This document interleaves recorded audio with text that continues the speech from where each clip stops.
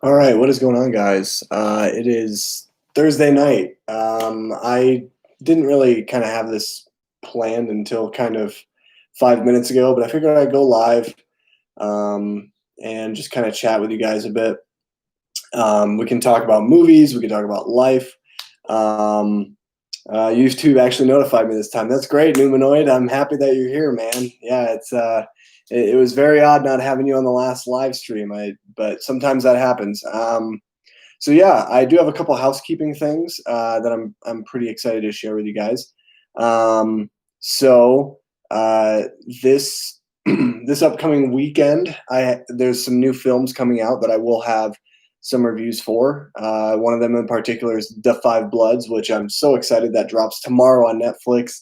The new Spike Lee film. I will be watching that pretty much right when I wake up, and then we have Artemis Fowl, which is apparently horrible, but I most likely will watch it. And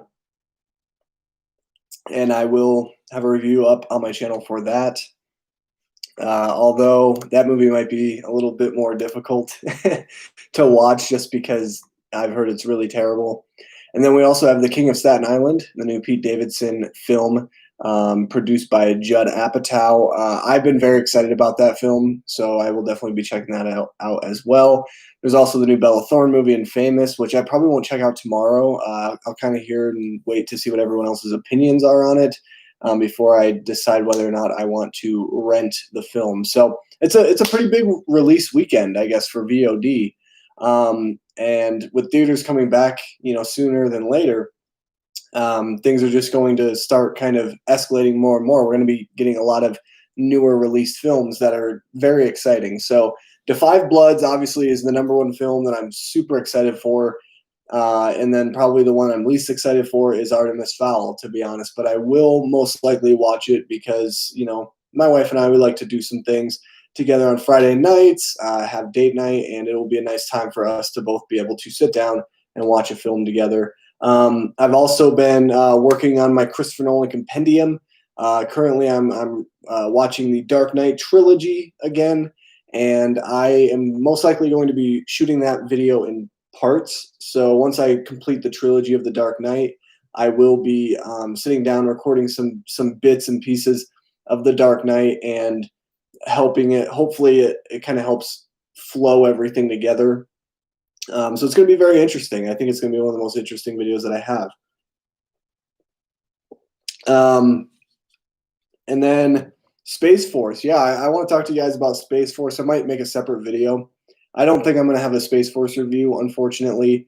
I have not watched more than 2 episodes of the show, and I got to say the 2 episodes that I watched were absolutely dreadful. I really don't like it, which is unfortunate because I love Steve Carell. I love Greg Daniels. And it's not because the show is not like The Office. That's not why. The show is just not funny, and it's just really stupid, and it's very nonsensical. And so I'm still kind of figuring that out. I did watch a new foreign film today as well. I watched a film called Diabolique from 1955, which was a recommendation that my buddy Nate wanted me to watch for the longest time. I finally sat down and I watched it. It was a really good film. I don't know if I'm going to have a review for that because I have a lot of other videos that will be going up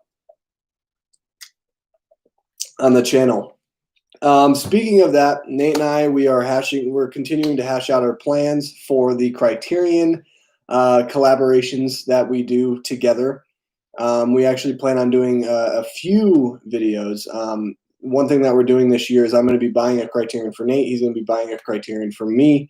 And you'll get to see all of that during our Criterion videos. So we're hopefully both going to be putting them out at the same exact time. And then we have another video planned. So there's going to be a lot more collaborations on the channel. I'm also looking at another collaboration, and I'm also trying to kind of get out there more so that way people can have that desire to collab with me, because I think that it's very important that I make content with other people, because I feel like if you have 2 people's creative juices flowing in one project or one idea, it's going to be a lot better. So those are kind of my thoughts on the kind of what's happening, kind of a little bit of little kind of maintenance, and just basically kind of giving you guys an idea of what you can expect. Next month, I want to make more Criterion content, but I'm not a Criterion channel. I will be doing some Criterion content, but it doesn't mean that my full emphasis is going to be on that. My full emphasis is going to be on this Christopher Nolan compendium. And then once I'm done with the Christopher Nolan compendium, I'm going to do Wes Anderson and Denis Villeneuve, as you know, we get 3 big movies this year in Tenet, Dune, and Wes Anderson's newest film, which I forget what the title of it is, but let me look it up real quick. Nobody tell me in the comments. I know what it is, dang it. French Dispatch. There it is. I knew it was like a very basic name. I knew it wasn't like too out there or too extravagant. But I want to talk with you guys. You guys here watching the video. You know, give me some ideas, some things that you want me to talk about, some things that you've heard that I can maybe clarify. You know, obviously the big thing today was like the PS5 reveal. Honestly, didn't watch it. I don't really care that much. I'm not a PlayStation guy at all, but you know, that's just me. I'm more of a Nintendo Switch and Xbox guy for sure. I own both of the systems, the Switch and the Xbox One, and I don't even know if I'm going to buy the newest Xbox probably for a while, honestly. Just because, what's the point? I mean, most of the games are kind of, from Xbox anyway, you can find pretty much anywhere else, like Steam or whatever. They don't really have like absolute exclusives. So to me, I'd rather just, you know, use a different platform like Switch or even like Steam, I guess. But yeah, I don't really talk about video games on this channel because I'm not very informed on video games, unfortunately. So yeah, by the way, my braces are off for those of you who didn't know. And also, I got my teeth whitened. They look really good on camera, actually. Yeah, I got my teeth whitened the other day, and it's it's still kind of weird, honestly, to look at my teeth and see how straight and how like white they are. It's very surreal, but it's a cool experience, and I'm very happy that it turned out well. So let me go over here to the chat. I didn't want to make the stream super long, just because it is kind of late, and I figured, you know, we'll have a couple people on here anyway. It's what, like 10:30 in my time? Yeah, it's like almost 10:30 my time. So, and for some of you guys, if you're on the East Coast, man, 12, it's like 12:30 right now. So, what's your opinion on the joke that is Chaz? I have no idea what that is. I don't know what that is, Numenoid. Sorry. I've watched the first 2 Dark Knight movies. Yeah, I've seen all 3. I've seen Batman Begins, Dark Knight, and Dark Knight Rises. It's been a while since I've seen The Dark Knight Rises, so I'm looking forward to watching that again. Hopefully I can watch that this weekend. But I'm hoping as well that I can watch Dark Knight tomorrow. It just kind of depends. PS5 looks poopy. I mean, again, I don't really have a lot of thoughts on the PlayStation 5, to be honest. I'm not a big video game person. But yeah, I can see that. Xbox Series X looks like a fridge. Okay. That's interesting. I don't really know much about video games. I do have an Xbox One that I play Call of Duty with my siblings, because I live in Utah, and you know, I have siblings back home in Pennsylvania, so I like to play with them, or I even have a buddy here in Utah that I'll play with every now and then. But I mostly play the Switch. I really like the Switch. And yeah, that's kind of my go-to system, I guess. I also have the Xbox One and Switch. Xbox does have the Game Pass, though. Yeah, I know that. And like the Game Pass is like cool, I guess, but like I don't know. I've never been like I don't even know if I have Xbox Live right now. I think it like might have like expired or something just the other day. But that's because like I don't really play my Xbox. I mostly use my Xbox for a Blu-ray player, to be honest, which is probably terrible, but honestly, like, it is what it is. Nintendo has a lot more exclusives than the other two. Yeah, they do. Like Super Smash Brothers, and things like that. Like uh, my wife's siblings, they're really into like Super Smash and stuff. So, that was when we bought the Switch, that was the first game I bought because I knew like when we go and visit them, it's a way for us to connect together. Cause she has three brothers. So, yeah, but we're not here. Let's not talk about video games too much. All right. Let's talk about movies. Let's keep this in the realm of movies. Cause I'm not very informed on video games. I don't really care about video games as much as some other people, which I think it's great. I think games are really fun, but I get really bored easily. Like I can only play for like 15, 20 minutes until my attention span is kind of gone. Like I want to focus on something else. And that's why it's weird that I love movies so much, but like movies always pique my interest. I don't have to worry about dying or having to start all over again from a, certain checkpoint. So, I think movies are just easier to navigate through, honestly. What's going on? How's it going, Film Stocked? Nice to see you in the chat. How's everything going with you, man? How's life? Protesters have taken over part of Seattle. I think it's Capitol Hill, and they've made their own country called Chaz. I didn't hear about that. I think that's ridiculous, in my opinion, Numanoid. Yeah, that's a little weird. I think they've already ran out of food. All right, enough politics. Yeah, we don't talk about politics on this channel, guys. Let's just talk about movies. Let's talk about the pure adrenaline that is film. What are your guys' thoughts on the potential of Tenet actually being released on July 17th? And also, what are your thoughts on any of the movies coming out on VOD this weekend? I'd love to hear your guys' thoughts. What are you planning on watching?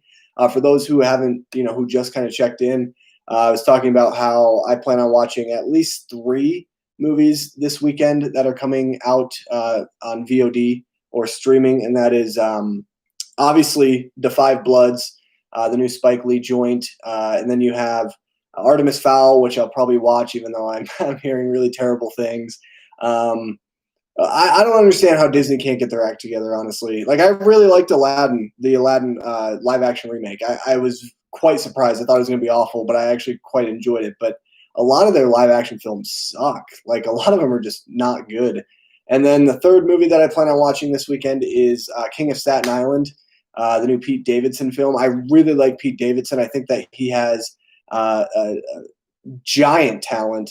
And I think that he could definitely be, a future name that we could see in the likes of kind of what we get with people like James Franco, or even maybe a Seth Rogen, or maybe even like an Adam Sandler with what he did in Uncut Gems. I'm not saying like Adam Sandler and his crappy comedies. No. Stay clear away from those, Pete. But if we get Pete Davidson in something of what Uncut Gems was, I think that would be awesome. And I actually watched a video today because I'm a big fan of Pete Davidson. I really like the guy. I think his stand-up is hilarious. For those who haven't seen his stand-up on Netflix, I think it's called Alive in New York.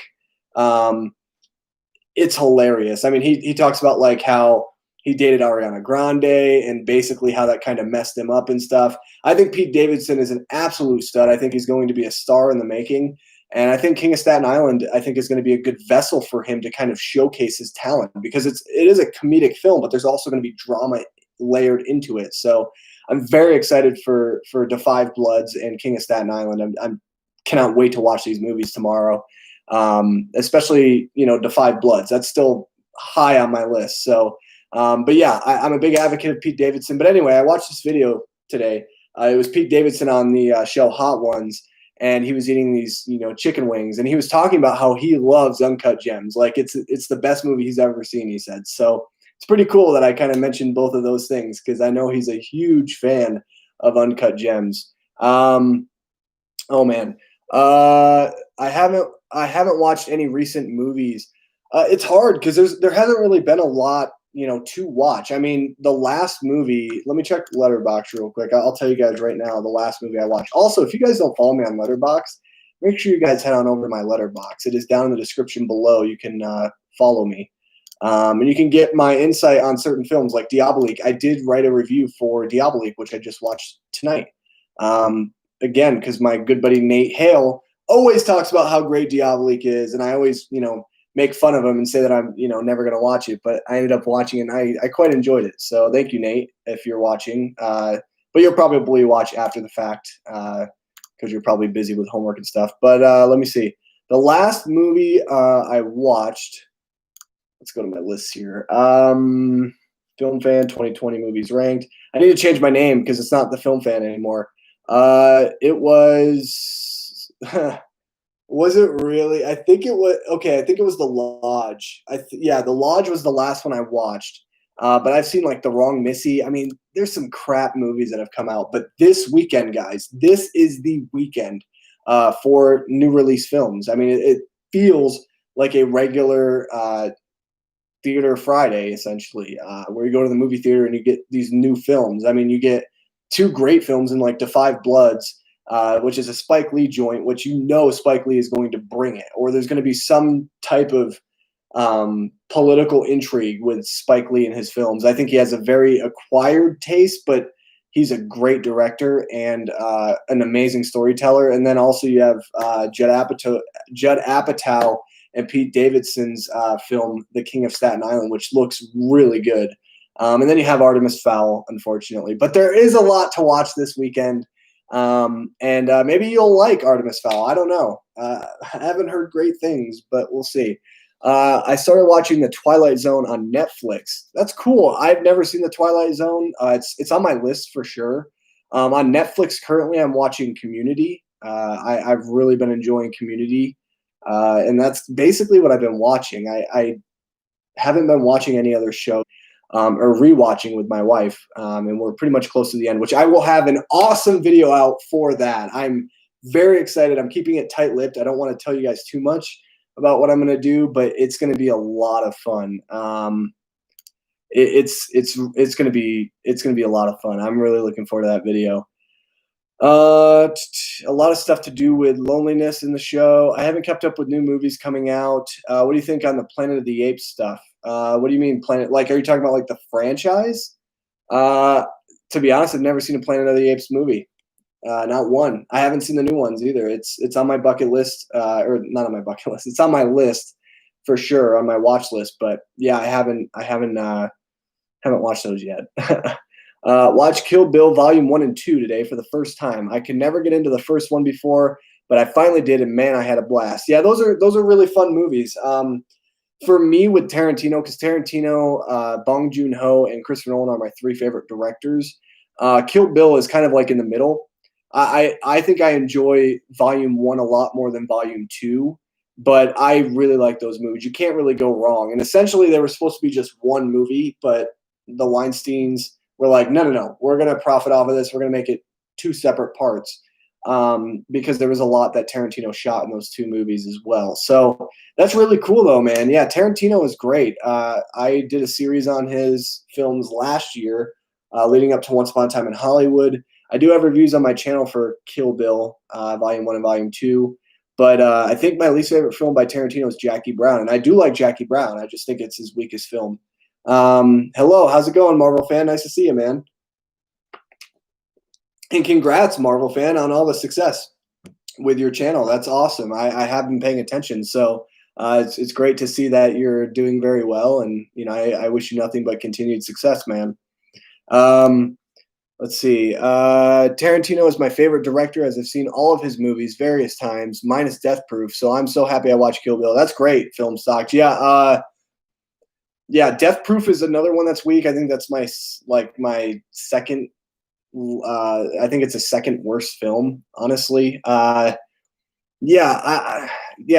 is my favorite director too. So that's awesome, man. I love Inglourious Bastards. That is one of my favorite films of all time. That is my favorite Tarantino movie, and I think that you can't really go wrong. I mean, if you say Pulp Fiction's your favorite, you can't go wrong with that. If you say Django's your favorite, you can't go wrong with that. Even Hateful Eight. I mean, I've seen people make that argument for Hateful Eight. You can't go wrong with that. Once Upon a Time in Hollywood. You cannot go wrong with any of Tarantino's films. I do like some more than others, clearly, but Inglourious Bastards is my favorite movie by Tarantino, and I've seen that movie multiple times. I think Tarantino, you have to it's weird because some directors, some of their films, like Bong Joon-ho, for example, you have to be in the mood to watch his films, or like even Christopher Nolan, I guess you have to like be awake. But like Tarantino, you don't really have to be in a mood. You can just like put him in like any of his films in, you just have a blast. And he's one of the only directors that I could say, out of, well, okay, he's not one of the only, but he's a very distinct director where like if any of his films are playing on TV and you walk into a room, you know immediately that it's a Tarantino movie. I mean, that's what I think is amazing about him. A Marvel fan. I partake in the watching of video entertainment. Yeah, me too, man. Me too. Ye franchise. Oh, you got to knock that off soon. Yeah, I know. I gotta watch Planet of the Apes, and I've been planning on it. And believe me, my buddy Nate has told me for a while too. He's like, dude, you gotta watch him. You gotta watch him.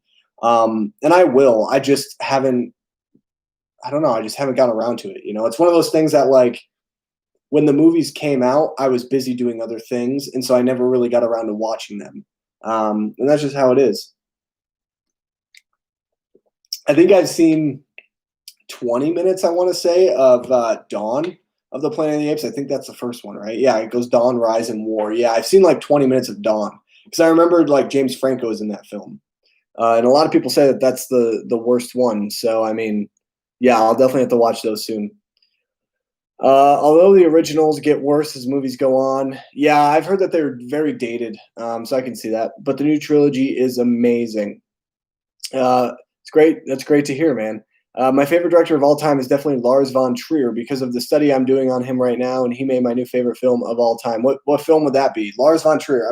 Let me look at his filmography. I want to see if I've even seen any of his films. I know who he is. He's a very controversial filmmaker.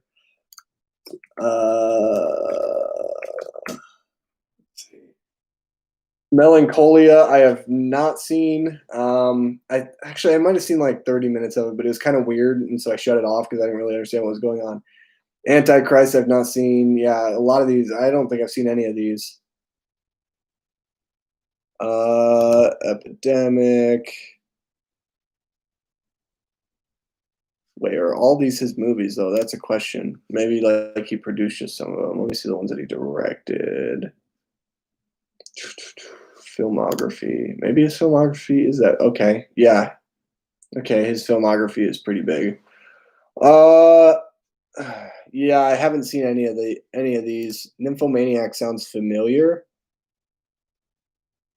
It's got Shia LaBeouf, Stellan Skarsgård, Christian Slater, Jamie Bell, Uma Thurman, Wow, that's got a cast, man.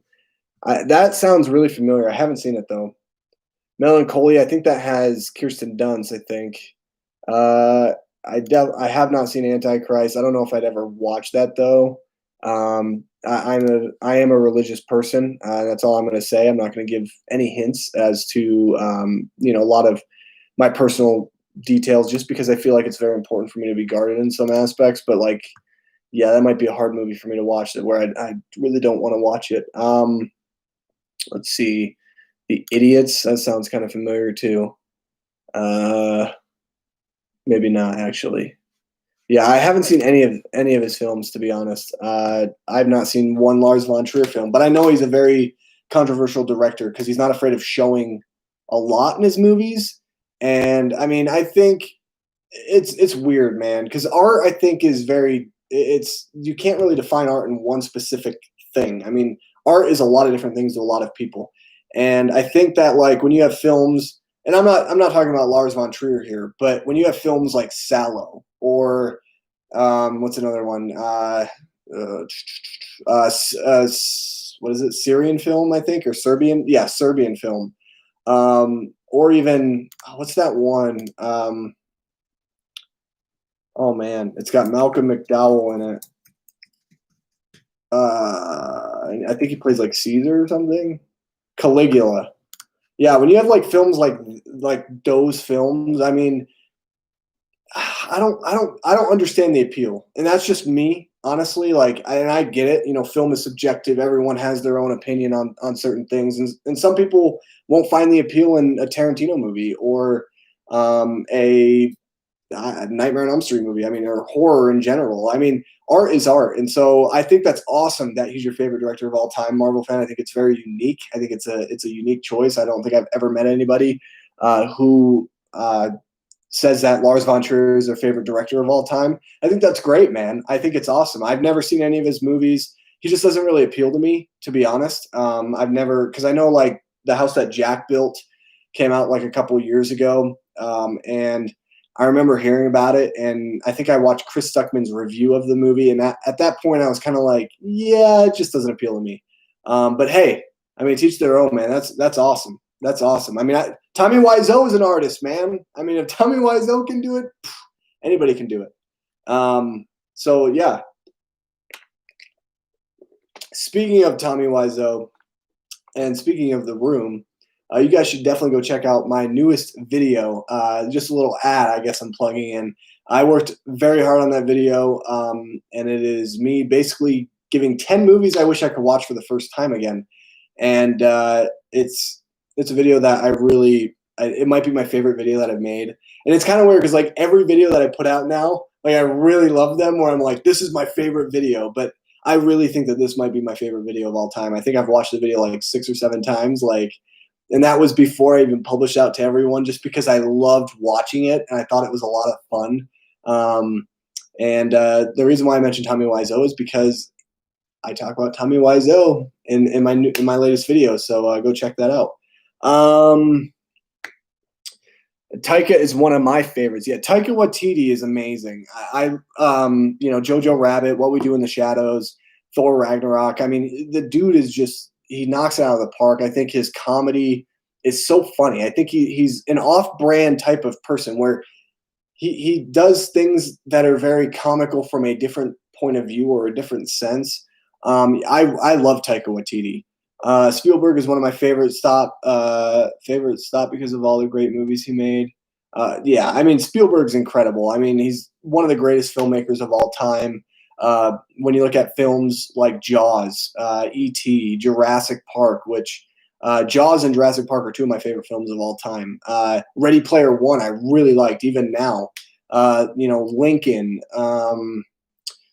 Schindler's List. I mean, even I've never seen Schindler's List, but from a lot of people, I will watch Schindler's List one day, but it's really hard because it's like it's a movie that people say it's so beautiful, but it's not beautiful, but it's such a great film. You can only watch it once in life. But yeah, I mean, Indiana Jones. I mean, the guy just is an absolute beast. I mean, he's like John Williams of directors, where it's like his scores are so iconic that like Steven Spielberg, most of his films are iconic in one way or another, and he still brings it. So, and I'm looking forward to West Side Story. It could be really good. So we'll see.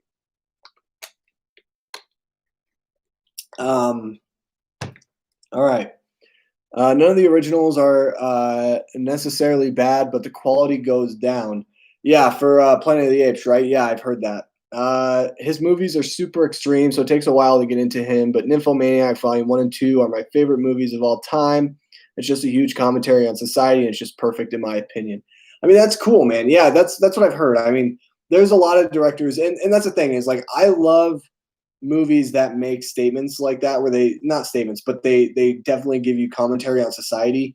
But I don't like to be seen everything. I think that one of the best things and one of the magic with filmmaking, and from what I've learned in just studying film, is like sometimes not showing is way better than showing. And actually most of the time not showing certain things is better than showing. And I think that when you look at someone like Spike Lee, who all of his films are social commentary one way or another, I mean, but the guy, he doesn't have to show you everything. He doesn't have to show you, people being brutally assaulted or brutally, I don't want to say raped, because I've never seen a Lars Von Trier movie, so I don't really know what his style is. But from what I've heard, I mean, he's very showy and kind of in your face a little bit, which I like a little nuance, I like to not have to have violence just for the sake of having violence. Like Quentin Tarantino, he shows a lot of violence in his movies, but there's a big difference. I mean, he uses it in a satirical nature, and he doesn't have to show you everything. But the way he uses it is very different than somebody like a Lars Von Trier or someone like the guy who directed like Cannibal Holocaust or Sallow or whatever. So that's kind of my opinion on it. And again, I mean, who am I? Who am I to I'm a nobody, So, but that's awesome. I'm really happy that you really like his films. I think that's great, and it's a very unique pick that I've never met anybody who likes Lars Von Trier. So, or not who says that Lars Von Trier is their favorite director of all time. And I don't even know a lot of people that have watched, like in my personal life, I don't know a lot of people who've watched a lot of his films, honestly, because they're very like obscure almost. Are you planning to go anywhere this summer? I am planning on going somewhere at the end of the month. It's kind of hard because like I'm open with you guys, but like my wife sometimes is like, you shouldn't tell everybody where we're going or if we're leaving our apartment or whatever. So she's a little superstitious about that. But yes, I am planning on going somewhere for a little bit, but I will have videos up that will already be established or not established, but they'll be recorded and edited and all that stuff basically. And then I'll just schedule them out and yeah. But like going anywhere, like in terms of like on vacation or something, because like I guess it's vacation, but not really. It's kind of hard, both my wife and I work, and it's tough. But like he always deals with super heavy subjects, but he makes you question things. And there was so much commentary on society in one scene, and just makes you ask questions. I gotta go, but if you aren't into extreme stuff, I wouldn't watch it. Yeah, I'm not really like a big fan of extreme. I mean, I don't mind violence and gore in movies, but it has to be from a point where it's sensical. I don't want, to watch something where there's just blood and gore for the sake of blood and gore. Like that's not fun. I think that like if you do it, you have to do it in a way that makes sense and it doesn't, I guess, expose your audience to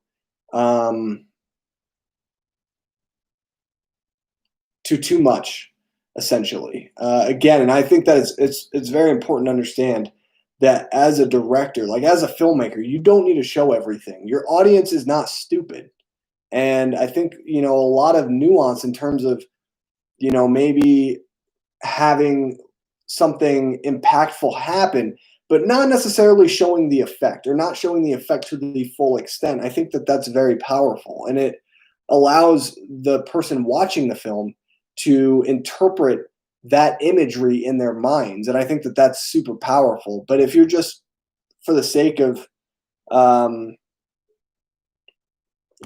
just being extreme to be extreme, then it's not my forte. And again, he's the type of director, he doesn't give a crap. Like he doesn't care what people think, and that's fine. I mean, that's all cool, but I think that there's got to be a little nuance. Oh man, I'm like tired for some reason, guys. Like I am like like all of a sudden my eyes just got really heavy. I'm going to San Antonio because one, COVID and stuff. Two, my puppy is getting a surgery. Oh, that's sad. Snip, snip, no baby, and we want to go somewhere close and that we can take him. Oh, well, I hope your puppy's okay, man. That's not fun. I hope that he has a successful surgery and that he can be a happy dog, man. I don't have pets right now. Well, I do back at home, I guess. My parents have pets. But my wife is allergic to dog and cat hair, so it's we don't have any pets right now. But I feel you, man. That's rough. I mean, yeah, man.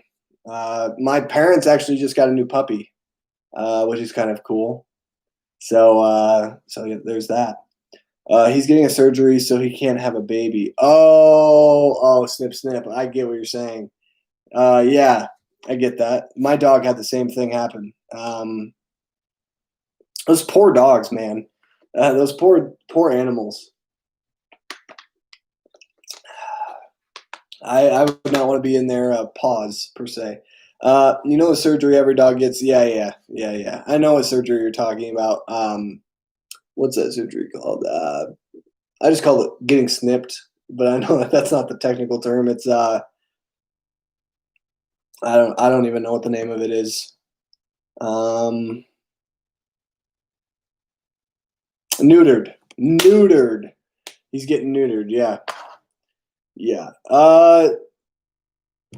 Man, I hope everything goes well. I'm sure everything will go well. I mean, there usually isn't any issues. My eye itches. Sorry, guys. Give me a second.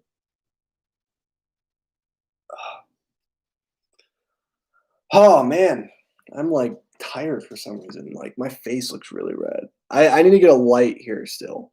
Uh, I still need to get a light here, and I need to change this background up. It's really boring. I might put posters behind me. I don't really know what I'm going to do yet, but I don't want it to look like this forever. You can let them have a baby, but they're more aggressive and stuff. Yeah, yeah. I know what it is, Numenoid. Yeah, getting neutered. I mean, it's not fun for any dog. He'll be sad for like maybe the first couple days, but then he'll kind of move on with life. By the way, Numenoid, what type of dog do you have? What breed is it?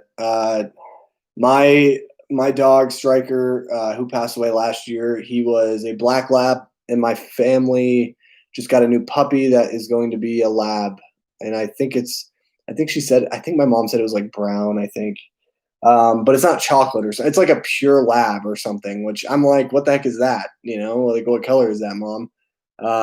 And then they also have a dog right now that they adopted essentially, because my aunt's husband, his sister left for Florida, and she just like left the dog with them. And my parents were like, "We'll take the dog." So, and I think that she is a.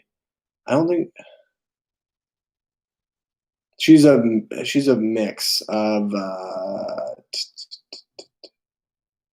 maybe a terrier. I don't necessarily know. And I never really met the dog, to be honest with you. I haven't been home in a while. So is this a night, Nick? Yeah, probably within the next couple of minutes, honestly. And I apologize. Like it just kind of hit me. Like I'm exhausted. I didn't get a lot of sleep last night, so yeah. Maybe a green screen. Oh, for the background. Yeah, maybe. I don't know. I don't know. Green screens are interesting. I think they can be cool, but they can also be kind of annoying. I've worked with green screens in the past, and it means I can't wear green, essentially. And I do have a couple green shirts, so that wouldn't be necessarily that fun. Uh, he's a Shih Tzu. Oh, okay. It's kind of funny how YouTube literally had me hold that message because they thought it was inappropriate or something, or they held for review. Shih Tzu, yeah, that's cool. When I think of Shih Tzu, I love the show Beavis and Butthead. It's like one of my all-time favorite shows. It's a really stupid show, but I love it. And there's an episode where they go and they adopt a dog, and they're like going down the line, and they're like wuss wuss, and they want like a mean dog at the pound. So they go to like the pound. I should have clarified that. They go to the pound. They want to adopt a dog, so they're like going down the line where like all these dogs are in cages and stuff, and they want like a mean dog that's very aggressive. And they're going down the line, and Butthead's just like wuss wuss wuss, Shih Tzu wuss wuss. It's just really funny. I love Beavis and Butthead. I'm a big fan. I've always been a big fan. It's really stupid again, but I grew up with that. Like that's kind of like my childhood. Beavis and Butthead, South Park, Family Guy, shows like that. I love. I love those types of shows. I really need to get into Rick and Morty. I've not watched it. I will watch it, but I haven't gotten into it yet, and I need to. Now that I think it's, yeah, now that it's on HBO Now, I definitely can watch it, or HBO Max, sorry. I definitely can watch it. But yeah, I'll definitely be watching that probably after I finish Community for sure, because I love shows like that. Like I really do. They're stupid, but they're so much fun. And Aqua Teen Hunger Force is also a good one too. And Metalocalypse, I remember, which is a lot of episodes were directed by the late great John Schnepp, who I really admired a lot for his fandom, and he kind of coined the phrase sweaty, Yeah, it's I love Beavis and Butthead. And then they get the aggressive and mean dog, and it bites bites Beavis's hand, and Butthead's just like, oh, cool. Like it's just so stupid, but like I love it. I think it's so funny. Because like in the beginning of the episode when it starts, they're sitting on their couch and they're watching TV, and there's a commercial that comes on for like people to adopt dogs, and it's like a voiceover with like you see a dog and he has like a sad pouty face, and Beavis is like, hey Butthead, that dog just talked, and he's like, it didn't, Beavis, you idiot, it spoke telepathetically. And like it's just things like that are just so stupid, but it's so funny, man. Anyway, I could talk all day about Beavis and Butthead. I freaking love Beavis and Butthead, but we're not here to talk about Beavis and Butthead. So he'll be a small dog for life. Yeah, Shih Tzus are small, but they're cool dogs. I really like Shih Tzus a lot. They're really pretty dogs too. He's still tiny and he's around the point where he's going to stop growing. Yeah, I had a black lab that I was, close with. My dog Striker, and we thought he was going to stop growing, but he kept getting like bigger and bigger, and but once he got older though, I mean he just stopped growing, and then he just kind of he used to be like really fat, and then he like lost a bunch of weight, and he had some medical issues. My dad loved that dog, like, oh man, I did a stream actually like last year when he passed away. Let's see. Hi, people. How's it going, Jeff? Nice to see you. You're kind of hitting the tail end of this stream. I might be calling it a night here in a couple minutes. Hey, Jeff, you came right at the end of the stream. Yeah. It's okay. Are you talking about like coming at the end of the stream, or are you talking about Beavis and Butthead? Yeah. I mean, hey, I'll take that compliment for Beavis and Butthead of you saying it's okay. I know a lot of people think it's stupid, but I love it. Nick, Josh Gad's new Zoom reunion is going to be Ghostbusters. That's really cool, man. Haven't really watched any of them, to be honest. I was going to watch the Lord of the Rings one. Haven't gotten around to it. I've had other things on my plate. Speaking of Lord of the Rings, the extended editions, I've watched both Fellowship and Two Towers. Unfortunately, I have not watched the third movie. I'm watching it with a friend who has never watched the Lord of the Rings before. So there's a potential of 2 videos right there. 2. But unfortunately, we were never able to finish because we were up there for a week. I mean, he only lives in Idaho. He doesn't live that far away. But over the course of that week, we only got to watch those 2 movies as he was getting married, and we were kind of, it was like a small reunion. So we were like trying to help and plan. And we were also, because his family is kind of like my adoptive family in a way. Like I'm basically like a son to them. And so I was helping with like yard work, and we were just busy doing other things. So hopefully I can meet with him very soon. We can finish and watch Return of the King, and then I can have a video with him on it, talking about his experience of watching Lord of the Rings for the first time. And then I'll talk about the extended editions and stuff. So more. So I watched Lord of the Rings for the first time. Videos coming, guys. Aren't you excited? It's I'm kind of excited for it, to be honest. I think that it's a fun idea that I know I didn't invent. I know there's a bunch of other people that do it, but I think it's cool. Nick, have you seen Joe? I don't know what that is. Like, is that a person? I was saying it was okay. I came at the end. Oh, okay. Yeah. I've never seen Two Towers extended, only the Fellowship. Well, I'll say this, Jeff. The Fellowship extended edition is good. I mean, they add some interesting things in there, like some small things in there. The Two Towers extended edition, Jeff, is well worth it because they add so much more that they don't have in the theatrical cut. And it blows my mind because I remember watching it thinking to myself, like, how can you cut out certain things? Like they cut out the entire, arc between Boromir and his brother, Lord of the Rings, what's his name? Boromir and Faramir. I knew it was Mir or something. So there's an entire conversation, or not conversation, but essentially there's an entire scene where these two characters basically it shows their relationship. And in the theatrical cut, you kind of think that like, okay, Faramir really loved Boromir, like he respected him, but you didn't really understand how deep that love was, and you didn't understand if like Boromir truly knew how um, crazy or how disappointed his father was in Faramir. So or Faramir, I hope I'm pronouncing that right. So like in the extended editions, Jeff, they go through so much more. There is so much more relationship building between those two characters.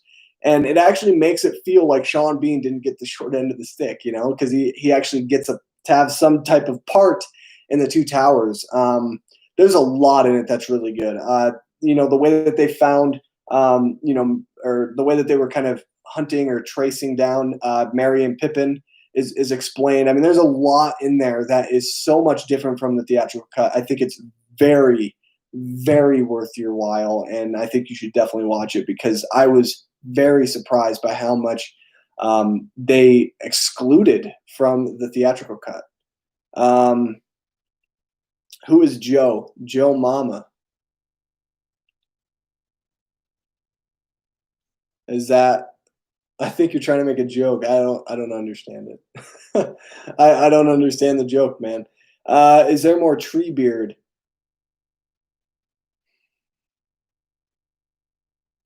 Yes. Yes, there is.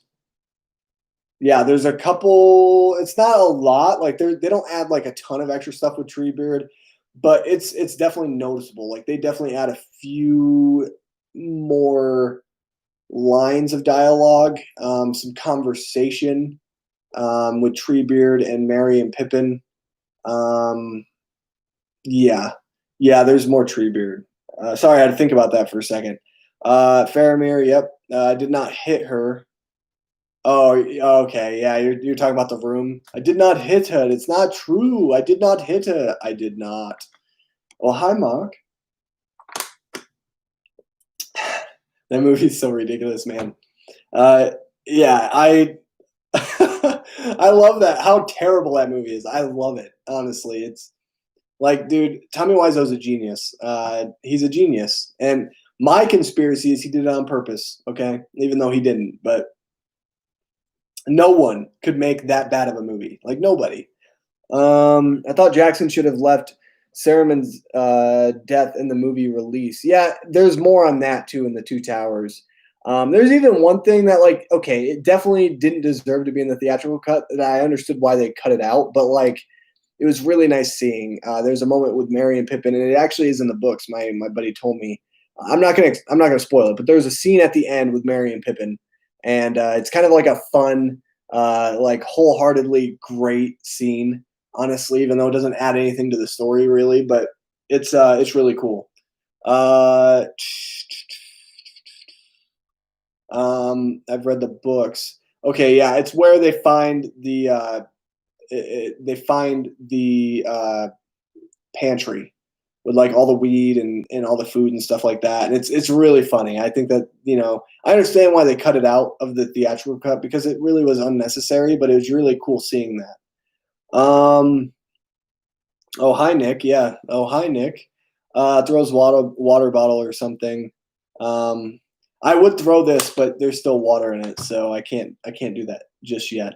The weed, yeah, Jackson made them stoners. Yeah, I know. I love that, man. I really do like the Hobbits a lot, and Sam is by far the biggest hero in that, and him and Aragorn are the two biggest heroes in the Lord of the Rings for me. And I love all the characters in Lord of the Rings. I love Gimli.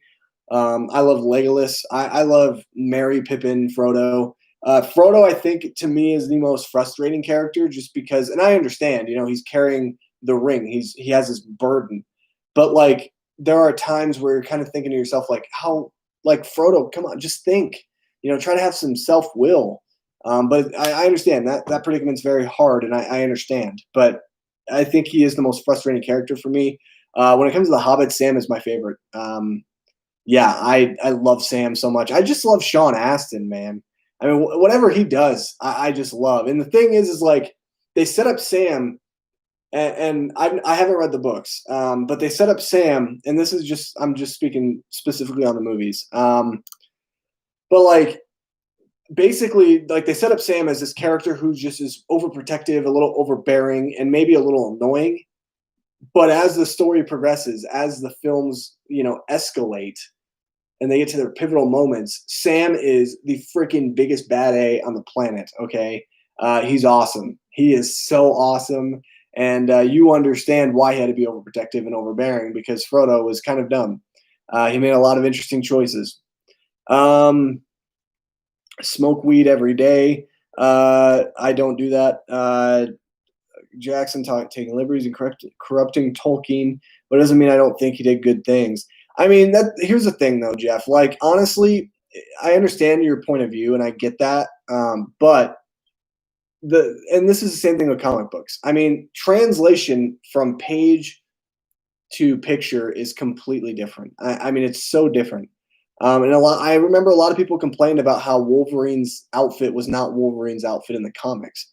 And I think to myself, like, look, here's the thing. Yes, you have to try to stay on the same page of like the source material that you're adapting. But you need to take creative liberties because if you don't take creative liberties, then what's the point of even watching the film?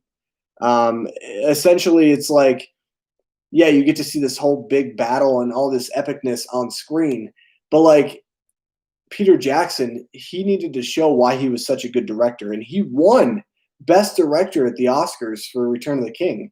And essentially, if he didn't take those creative liberties, I don't think that film would have nearly been as good as what it was. And I think that when it comes to film, translating from page to actual picture is two completely different things. What is really great on page might seem like a really, really great idea, but it doesn't conceptualize over to film very well. It doesn't translate very well. And so like that's the thing you have to understand. Like you have to sacrifice things to make sure that these movies or movie, if we're talking about like just one film, you have to make it entertaining, or you have to bring something new to it for a newer audience that hasn't read the books, because quite honestly, a lot of the people who have watched the Lord of the Rings films have not read the books, me included. So I think that it's very hard, but you have to understand that like creative liberties have to happen, because it essentially will help people understand better. I think it just depends, honestly. It's hard to explain, but I think it just depends. And I think that like you can't go way too creative. You can't like all of a sudden, do a Harry Potter movie and not have Harry Potter as your main character. That would be stupid. That Fantastic Beasts. No, I'm just kidding. But like you can't make a Harry Potter movie and not have Harry Potter in it. Like that's a completely different thing.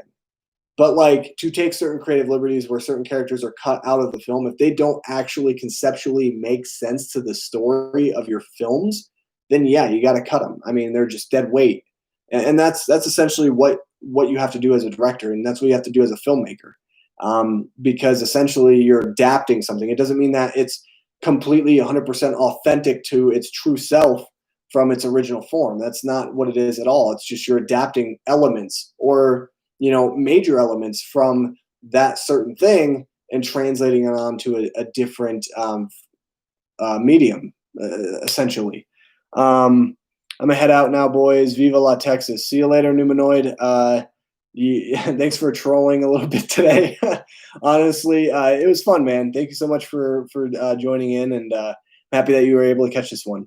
Oh yeah, I agree with you. Film and movies are different. I mean, the scouring of the Shire was thematically important, but would have been anticlimactic in a movie. Well, Amazon is going to do a Lord of the Rings series and put everything in Jackson left out. They're spending $1 billion. Yeah, I'm excited for that. I cannot wait, honestly, to see what they do with that Lord of the Rings series. I think that it's going to be interesting, honestly. It's going to be very interesting. I wonder how it's going to be perceived, from people, and the reason why I say that is because it's like the movies came out in the 2000s, so they're still kind of fresh in everyone's mind. I mean, it's not like these movies are 50 years old or 40 years old or something. So I think it's going to be very interesting. I honestly would much rather see, in my opinion, I'd much rather see a different story set in the same universe. Um, that's just me. I think that you have an expansive universe of so much history.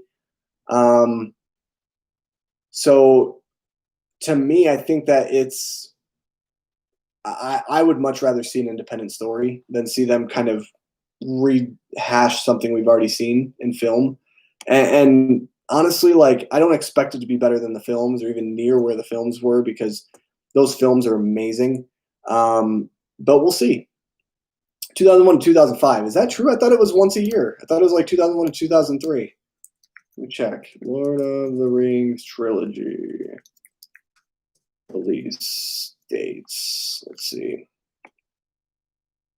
So first one came out December 19th, 2001, and then Lord of the Rings, Two Towers, December 18th, 2002, and Lord of the Rings, Return of the King, December 17th, 2003. Yeah, I thought it was like once every year because he filmed filmed those movies back to back to back.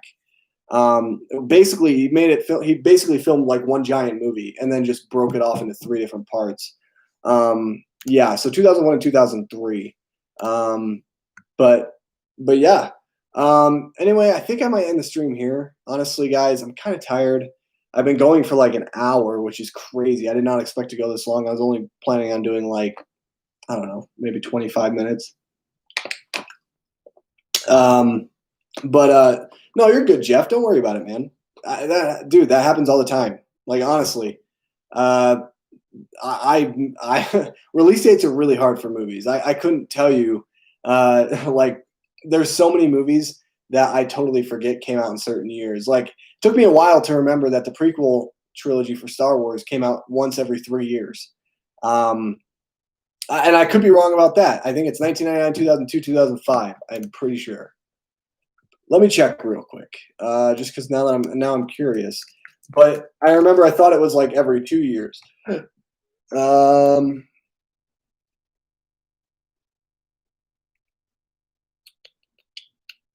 Yeah, every 3 years. Because I remember they were trying to do what the original trilogy did in that aspect. I saw them all when they came out. That's really cool, man. I'm jealous. I didn't see any of them in theaters, but I was also really young. I was a kid, so and I lived in a small town where our closest movie theater was like an hour away, and I'm not even kidding. Like it was pretty bad. Oh, you got to what? Dude, I am so jealous, man. That is my dream. If like I could live in any time period, it would be any time before 1970 because then I could see all the Star Wars movies in theaters, the original trilogy. That's awesome, dude.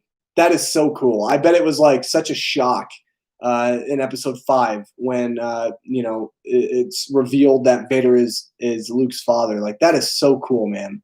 I'm so jealous because when I was a kid, like it's common knowledge now. I mean, you walk on the street, everyone knows Vader is Luke Skywalker's dad.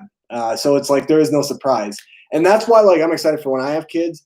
I'm really hoping to start them out early and I hope that I shelter them enough to where they don't know that, so then I could share that with them and they'll be like, what? So that'd be kind of cool. Yes, we didn't know Vader was his father. Neither did anybody in the movie except for Luke Skywalker, Mark Hamill, George Lucas, and the guy who played Vader didn't even know.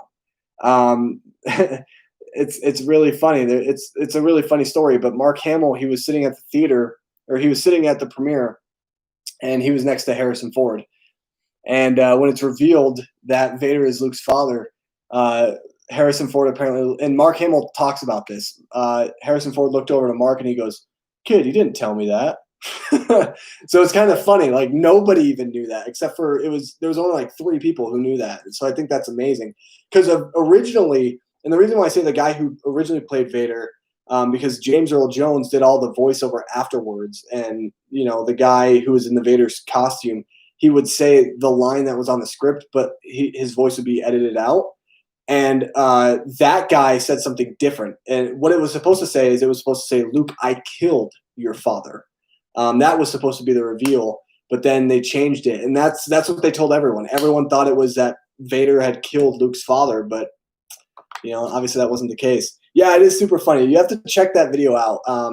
It's really funny how Mark Hamill explains it too, because like Harrison Ford was actually pissed about it. He's like, you didn't tell me that. Like, it's really funny how like he was one of the only, like, obviously, but he was one of only like 2 or 3 people on set who actually knew. So I think that's pretty amazing. Even the guy who was in the Vader suit, don't know his name, honestly, I can't remember it, but he at the time didn't even know because he said a different line. And James Earl Jones originally as well said, Luke, I killed your father. But they changed it right as they were releasing it, when Mark Hamill had already shot it and stuff like that. So it's really cool. There's some really cool things to know about Star Wars. And yeah, there's some lazy moments where, George Lucas was planning on having, Luke was going to have a sister, and it wasn't supposed to be Leia. It was supposed to be somebody else. But he got lazy, and he was like, oh, we'll just make Leia his sister. Honestly, which I think is kind of funny. Honestly, I think that's kind of cool. But it definitely, imagine the dynamic between those 2 characters if there wasn't that reveal, though. I think it would change Star Wars lore forever. It'd be so much different, and I think the sequel trilogy would be different in so many different ways. But yeah, Ford wasn't going to come back for the 3rd one. Yeah, well, so what happened for that, Jeff, is Harrison Ford had told George Lucas that Han Solo should die. He's like, no, Han Solo should die in Empire Strikes Back. And it wasn't because he didn't want to come back to the franchise. He thought that it would be such a tragedy where it would like bind all of the characters together. And so I think that's kind of interesting. That's cool that you bring that up. Lucas was going to leave him frozen in carbonite. Well, Lucas didn't want him off the movie or out of the trilogy. Like, he didn't want to off him. He didn't want to kill his character, but Harrison Ford was really trying to get him to kill off Han Solo. And when Episode 7 comes out, Force Awakens, because Harrison Ford is not the biggest fan of Star Wars, honestly, but when Episode 7, Force Awakens came out,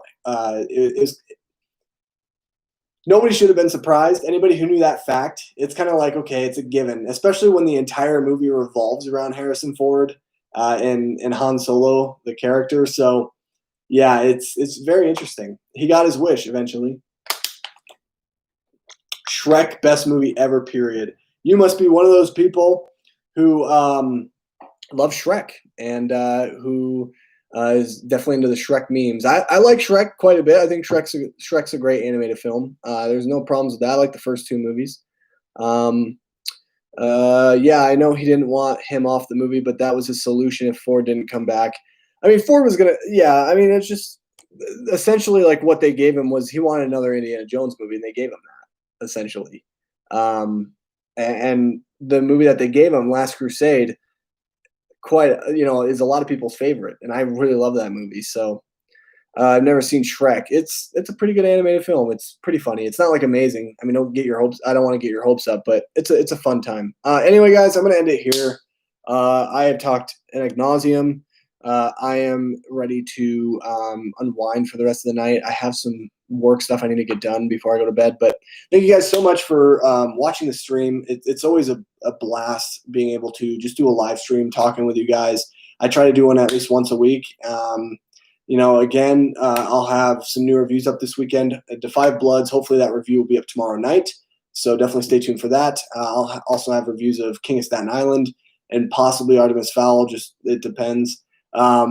And hopefully I can get out a video explaining why I might not do a Spaceforce review, or I probably won't have a Spaceforce review, or even finish the show, to be honest, or the season. So anyway, guys, thanks for watching. If you guys are new, make sure you hit that subscribe button down below, where we're always talking movies. Make sure you guys hit the like button if you enjoyed it. And one last thing. Share my content with your friends. I think it would be awesome if we can continue to build this community. I have a lot of great ideas that I want to do, and I have a lot of people I'd love to collab with. But I think, I definitely need to grow the community a little bit more in order to kind of fulfill these collaborations with certain people that I really want to work with. So, if not, I'm just happy that you guys are a part of the community and that we're talking movies. So thank you guys so much for watching. Thank you so much, Jeff. I appreciate your support. Thank you everyone for your comments. Again, this was a great stream. I'm so grateful for all of you, and I will see you in my next video.